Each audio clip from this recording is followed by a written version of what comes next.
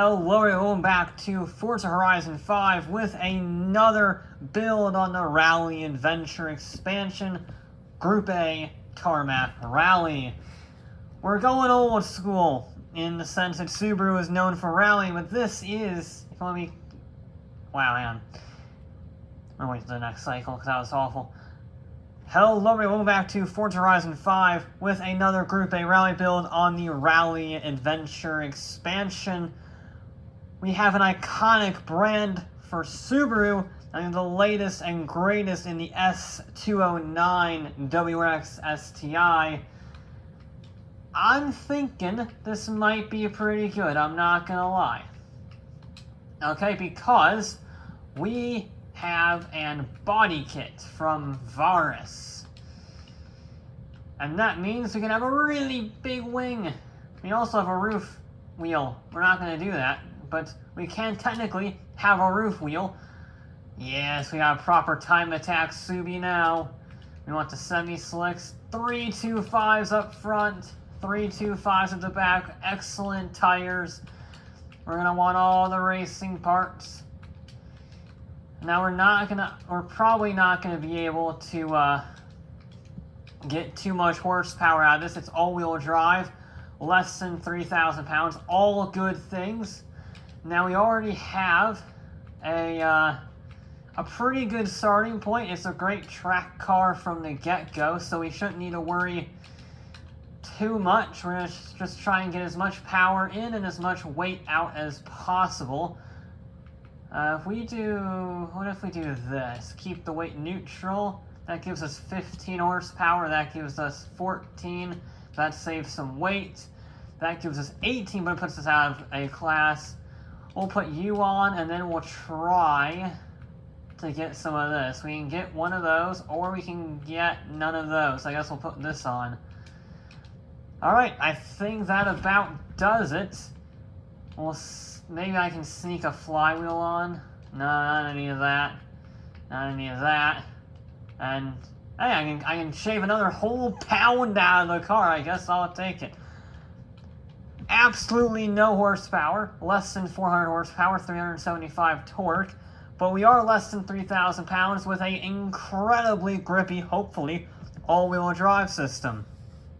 So we're going to lose out on the straightaway, but this is a majority twisty section, and hopefully those massive front semi-slicks will give us all the grip we need.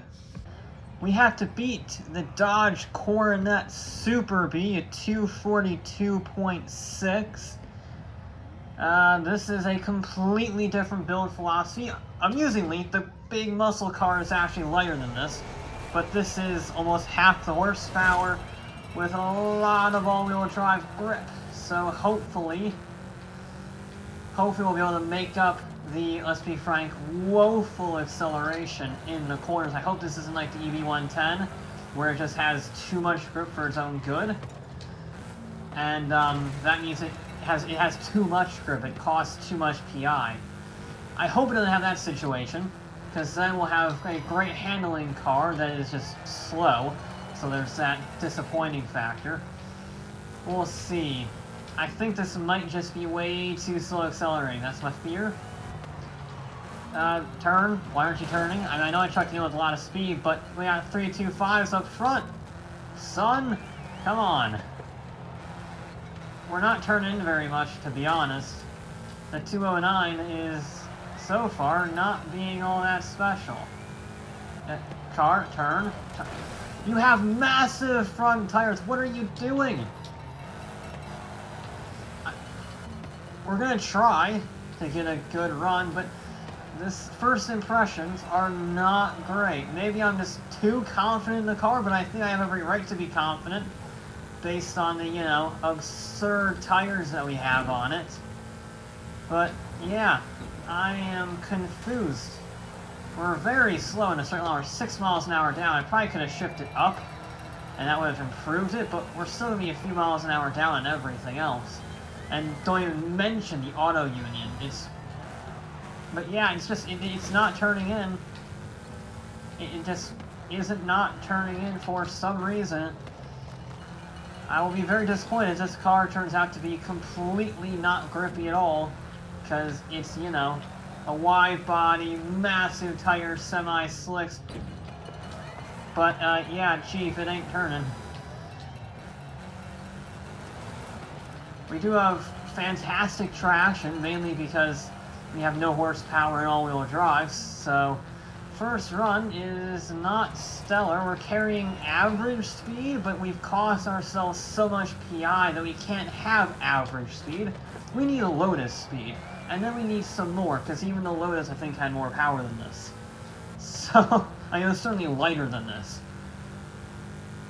So, yeah, not a great first run for the Subi.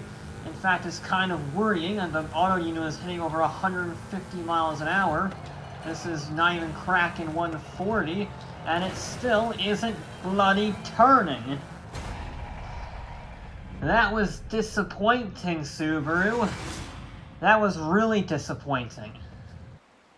I might have to drive this car very carefully. I think I might be overworking the front tires, not in the sense of I can't carry that much speed, but in the sense that I'm turning too forcefully, too sharply. Maybe? I gotta give it a shot. I gotta be smoother. Maybe I can try and carry the corner speed through it and not into it. That was a little on the grass, so that might be a false bit of oversteer. Yeah, I'm not sure this car is going to do stellar, to be honest. It's just not really carrying the speed in the way that I thought it would, given the tire sizes and the body kit and everything. I mean, this corner is a primary example. Okay. It turned in a lot there. Too much, actually, because I was expecting it to understeer, as it did last time and on every corner, and it didn't. Now, we're going to try and be smooth. There we... Yeah, okay, so I think we just have to be perfect with our steering inputs, and if we don't turn too sharply, as I said at the beginning, if we don't turn too sharply, we should be fine.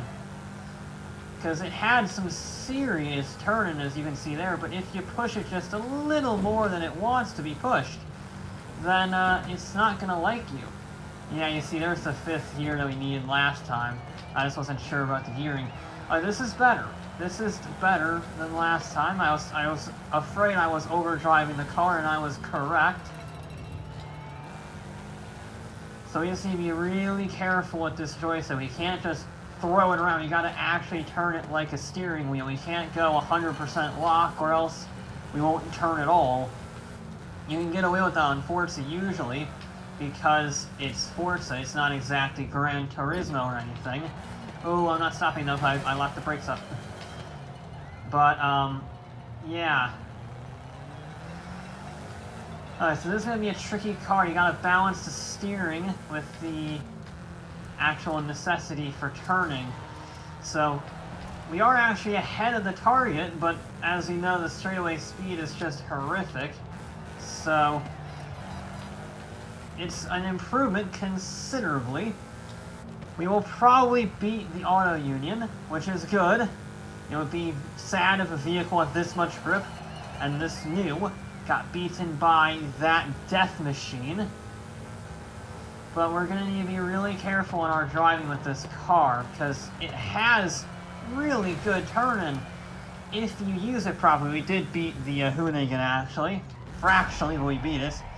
It has really good turning, provided you're very careful with the joystick. You got to be really smooth with that. You can't just go full lock. You have to manage it like an actual steering wheel, and that's really difficult on a controller.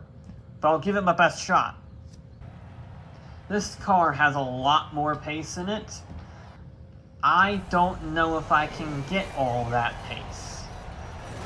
It will be interesting to see, because this is the last run. It's do or die. We didn't really have a clean run per se in the first two, only for very different reasons. Not only is because the car is completely uncontrollable, but in this case, it's so controllable that you have to be really precise with your steering or else it's just not going to turn. It's a completely different level of uncontrollability to the, that was some weird understeer, to the Auto Union from last week. We've had complete opposite sides of the terrible coin. The Auto Union was terrible because it just couldn't take any corner without wanting to kill me. And this doesn't want to take any corner unless I get my steering inputs on the joystick 100% perfect, neither of which are particularly joyful experiences to drive. I mean, look at that speed though once you get it right. That is legitimately impressive. But it takes a lot of effort to get that speed. It takes a lot of precision. Precision I'm not really used to on Forza, to be honest. I don't have to do this very often, drive a car like this with minimal steering inputs. But, hey, it's a good challenge, I guess. Keeps your skills honed. We actually carried our best speed yet into the braking zone. 126 miles an hour puts us on par with significantly more powerful vehicles, so that is a good thing. That means we're carrying the speed. I'm trying to carry the speed there. It's a little sketchy. I missed the apex slightly because I was trying to get my steering right. That is the danger, of course. You hit the joystick, but it doesn't do enough because, gee, unfortunately, you're used to just smacking the joystick against the wall. But in this car, you can't really do that. There we go. That's better.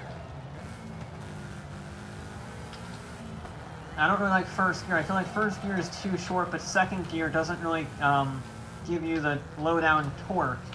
That's really unfortunate. We carry really good speed through there. Alright, that's what I'm talking about. That was a significantly better run. Oh, and then I was a fool. Nearly binned it all by missing the checkpoint and somehow hitting the inside barrier there. I didn't even realize there was a barrier there. More you know. That's the power of the turn-in. But it's not going to matter. We are just getting ferociously out-dragged. We do carry good speed on the exit, though, and it's going to be a 243. It's better than the Brat, so the Subarus are right next to each other. In fact, it is exactly a tenth of a second faster than the Brat. So, I mean, I'll take it. It's in 5th, top 5. Still kind of a disappointing result for the Subi, if I'm honest. I thought this would be fighting the Lotus in terms of grip, and it really isn't. I just can't steer as much as I want. The front end, I think it's missing its Forza Aero. I mean, I know it's missing it, but I think that's the difference. I think it's missing that Forza Aero, and that's not allowing the turn-in to be as good as I'm expecting for 325s. So, yeah, kind of an underwhelming car, really. It should have a lot more grip than it does in the front. And if you turn in too fast, especially on a not perfect line, it will just temporarily step the back end out. It has enough grip to recover it immediately, but it just loses that momentum. It just loses those 0.2 of a second. And that adds up. So, yeah, it requires a perfect run to get that level of speed. And I don't really think that it has it. That will be it for this episode of Forza Horizon 5, and I'll be back with more.